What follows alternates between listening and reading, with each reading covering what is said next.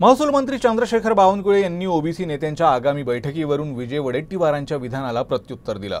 वडेट्टीवारांनी OBC आणि अन्य समाजात संभ्रमाचं वातावरण निर्माण करू नये असं आवाहन बावनकुळेंनी केलं आहे। बच्चू कडू, राजू शेट्टी, महादेव जानकर आणि अनिल नवले नागपुरात आंदोलन करण्याच्या तयारीत आहेत। मात्र मुख्यमंत्री देवेंद्र फडणवीस 28 तारखेला बैठक घेणार असल्याने या नेत्यांनी आंदोलनाबाबत फेरविचार करावा असं आवाहन देखील बावनकुळेंनी केलं।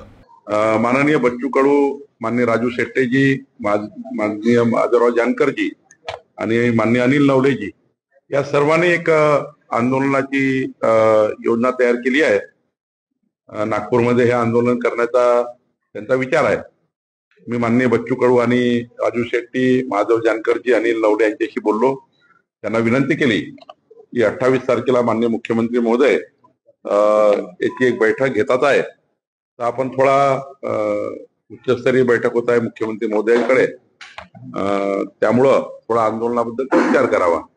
शेवटी आंदोलन करण्याचा त्यांचा निर्णय आहे, पण एक शासनाकडनं एक बैठक आयोजित होते आहे, तर 28 तारखेला बैठकीत जो काही निर्णय होईल त्यावर मला वाटतं आंदोलनाची पुढची रूपरेषा ठरेल।